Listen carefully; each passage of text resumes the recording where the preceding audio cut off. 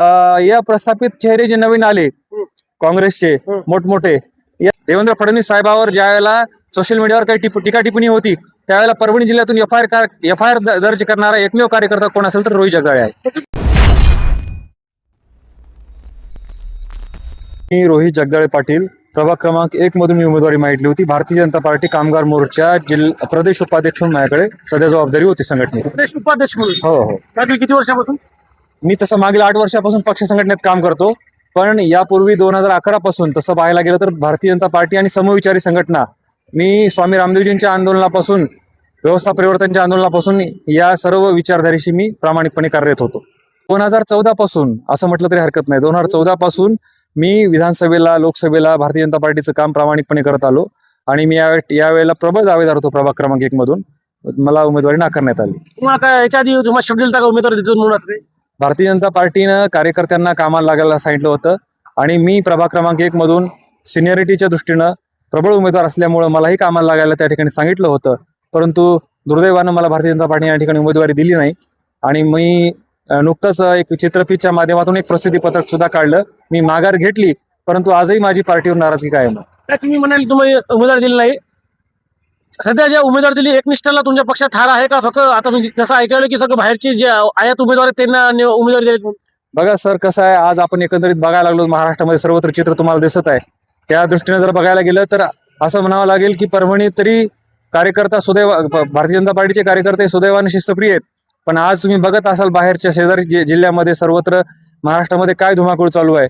प्रस्थापितांनी या सर्वसामान्य कार्यकर्त्यांचा बळी घेण्याचं काम या ठिकाणी केलेलं आहे आणि भारतीय जनता पार्टीमध्ये हे जे काही चित्र आहे हे मला वाटतं संघटनेच्या दृष्टीनं बरोबर नाही आणि पक्ष नेतृत्वाने याची गंभीर दखल घ्यायला पाहिजे. मग जे पक्षाचे नेते आहेत पालकमंत्री मेघना बोर्डे यांच्याकडे तुम्ही तुमच्या व्यथा मांडल्या का नाही? मी त्यांच्याकडे व्यथा म्हणजे पर्सनली काय मांडलेली नाहीत. मी उमेदवारी पूर्ण भरून ठेवली होती. माझी प्रक्रिया, उमेदवारी अर्जाची प्रक्रिया मी पूर्ण केलेली होती. मी सर्व तयारी केली होती. संघटनेत काम करत असताना जो माझा प्रभागातला नवा जुना मित्रपरिवार आहे, गेल्या 35 वर्षापासून माझं त्या प्रभागामध्ये वास्तव्य होतं आणि माझे वडील सुद्धा त्या ठिकाणी सेवानिवृत्त मुख्याध्यापक. निकषातून उमेदवारी काढली? निकष असाच म्हणावा लागेल की या प्रस्थापित चेहरे जे नवीन आले काँग्रेसचे मोठमोठे, या काही जणांना म्हणजे पैशाकडे बघूनच उमेदवारी काढली. त्यापैकी मी एक असेल असं मला वाटतं. कोणाला उमेदवारी दिली? माझ्या वार्डामध्ये आता नवीन आलेले श्री दत्ताराव रेंगेजी आहेत, तुकाराम रेंगे यांचे चिरंजीव आहेत, त्यांना दिली. पुन्हा तुकाराम रेंगेजी आता काल परवा भाजपमध्ये प्रवेश केला, त्यांच्यामुळे उमेदवारी दिली का? हो बरोबर आहे, त्यांनाच दिली आणि त्या ठिकाणी माझा क्लेम होता आणि मी प्रबळ दावेदार होतो. मी त्या ठिकाणी तुम्ही आजही जर वार्डामध्ये सर्वे केला तर वार्डातले लोक हळहळ व्यक्त करत आहेत की एका सर्वसामान्य कार्यकर्त्यांवर अशी वेळ यायला नाही पाहिजे होती. म्हणजे बाहेरचा उमेदवार आयात करून आयत्या निवडणुकीत त्याला उमेदवारी दिली? बिलकुल. आणि मी आपल्या माध्यमातून हे सुद्धा सांगू इच्छितो, केवळ 2011 पासून आंदोलनातून नव्हे, आंदोलनातूनच नव्हे, चळवळ असेल, सामाजिक उपक्रम असतील, या सर्व माध्यमातून मी एक सर्वसामान्य कुटुंबातून पुढे आलेला कार्यकर्ता आहे. अक्षरशः तुम्हाला माझ्याकडे आता सध्या कार्य अहवाल सुद्धा पडलेला आहे. 2011 पासून मी काय काय केलेलं आहे सगळं काही माझ्याकडं इत्थंभूत त्याचा आढावा आहे. आणि अजूनही तुम्हाला सांगतो, ज्या वेळेला आंदोलन असेल, गुन्हे घ्यायची वेळ असेल, आणि एवढंच नाही, पक्षाच्या माध्यमातून समाजकार्यासाठी गुन्हे घ्यायची वेळ असू द्या का फिर्यादी म्हणून देवेंद्र फडणवीस साहेबावर ज्या वेळेला सोशल मीडियावर काही टीका टिप्पणी होती त्यावेळेला परभणी जिल्ह्यातून एफ आय आर दर्ज करणारा एकमेव कार्यकर्ता कोण असेल तर रोहित जगदाळे आहे. दुसऱ्या पक्षाकडून उमेदवारी, शिवसेनेकडून समविचारी पक्ष होते शिंदे गटाकडून उमेदवारी का प्रयत्न काय केले? नाही, मला बऱ्याच पक्षाकडून ऑफर सुद्धा आली, कारण साहजिक आहे, ज्या वेळेला आपण गेल्या 15 वर्षापासून सामाजिक कार्य करतो, ज्यावेळेला आपण राजकारणात गेल्या 8 वर्षापासून सक्रिय असतो, मला अनेक पक्षांच्या या ठिकाणी निमंत्रण आली, प्रलोभन आलं, सर्व काही आलं, पण मला माझ्या आयुष्यावर डाग लावून घ्यायचा नव्हता. आज आपण जे काही कमावलेलं आहे हे एक पक्षामध्ये रेड कार्ड चालू आहे, रेड कार्ड मध्ये बसला का तुम्ही? 25 लाख 50 लाख त्या रेड कार्ड मध्ये बसला?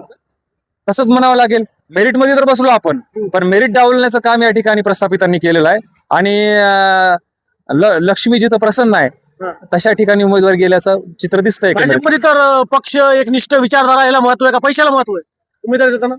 आमची अशी श्रद्धा आहे, आमची अशी भावना आहे की एकनिष्ठतेला महत्व आहे. नाही, तुमची भावना सांग, तुमच्यावर जी घटना घडली त्या हिशोबाने या हिशोबाने माझ्यासोबत जे घडलंय किंवा एकंदरीत आज चित्र बघतो भारतीय जनता पार्टीमध्ये हे जे घडायला लागलंय, हे असं वाटायला लागलंय कुठं ना कुठं पैसा चालायला काय झालं? पैसा चालला लागलाय, पैसा चालला लागला. बिलकुल पैसा चालला लागलाय. माझा स्पष्ट गंभीर आरोप आहे आपल्या माध्यमातून की पक्षश्रेष्ठीने याचं कुठं न कुठं दखल घ्यावं. पक्षासाठी जो दिवस रात्र काम करतो कार्यकर्ता, मला तुमचा थेट आरोप कोण आहे? कोणत्या नेत्यामुळे तुमची उमेदवार डावलल्या गेली? कोणते नेते तुमच्या समर्थनात होते की तुम्हाला उमेदवार द्या म्हणून? मला तसं एकंदरीत कोणाचं नाव घ्यायचं नाही. तुमच्या समर्थनात कोण नेते होते? तुमची बाजू मांडायला कोण होते भाजपमध्ये? माझी बाजू मांडायला सर्वच जण होते. सर्वजण म्हणजे तुम्ही सांगायला असं ना, कोणते कार्यकर्ते होते, कोणते नेते होते? माझी बाजू मांडायला आदरणीय मेघना दिदी होत्या, वरपुडकर साहेब होते, सर्वच होते. परंतु उमेदवारी त्या उमेदवारची समोरची बाजू कोण मांडली मग? तो एक संशोधनाचा विषय आहे. वार्डातलं राजकारण आहे. वार्डातल्या राजकारणामध्ये बऱ्याच काही घडामोडी मागच्या काळामध्ये घडल्या. या ठिकाणी त्या ठिकाणी विद्यमान नगरसेवक होते आदरणीय मुकीन खिलारे. त्यांच्या माध्यमातून दत्तराव रेंगे यांचा प्रवेश झाला आणि या घडामोडी कशा घडल्या या कोण काढलं तुमचं तिकीट? दत्तराव रेंगेच्या एंट्रीमुळे माझं तिकीट या ठिकाणी कटलेलं आहे. दत्तराव रेंगे माझे नगरसेवक आहेत का? नाही, ते काँग्रेसचे प्रदेश उपाध्यक्ष माजी खासदार तुकाराम रेंगे यांचे चिरंजीव आहेत. त्यांच्यामुळे कटली, पण त्यांच्या नावाला कोणी जास्त हे दिलं दबाव? विद्यमान नगरसेवक मुकीनजी खिलारे आहेत त्यांनी. आणि वरी पक्षश्रेष्ठी मग पक्षश्रेष्ठींनी मग तसाच विचार केला असावा. मी तर म्हणजे त्या ठिकाणी माझी कोण नेत्याचं नाव घ्यायला तुम्ही थोडं शंका करा का? नाही भ्यायचं तुमच्यावर अन्याय झाला, तुम्हीच बोलायला तयार नाही. भ्यायचं काय कारण नाही. मग बोला ना तुम्ही, कोणी अन्याय केला तुमच्यावर? माझ्यावर पक्षातील या प्रस्थापितांनी अन्याय केलेला, स्थानिक नेतृत्वाने. स्थानिक नेते मान्य, पण ते नेते नाव झालं का नाही तुम्हाला? मी नाव घ्यायच्या म्हणजे मानसिकतेमध्ये नाहीये. कारण गेल्या बऱ्याच दिवसापासून इतकं नुकसान झालंय, सगळं झालं तरी तुम्ही मानसिकतेमध्ये नाही, नाव घ्यायला तुम्ही कचरायला. नाही. आता या प्रक्रियेमध्ये जे कोणी असतील ते सर्वजण या ठिकाणी त्या जबाबदार आहेत. या प्रक्रियेमध्ये जे काय असतील माझ्यासारख्या कार्यकर्त्यावर अन्याय करण्यामध्ये सर्व जबाबदार आहेत.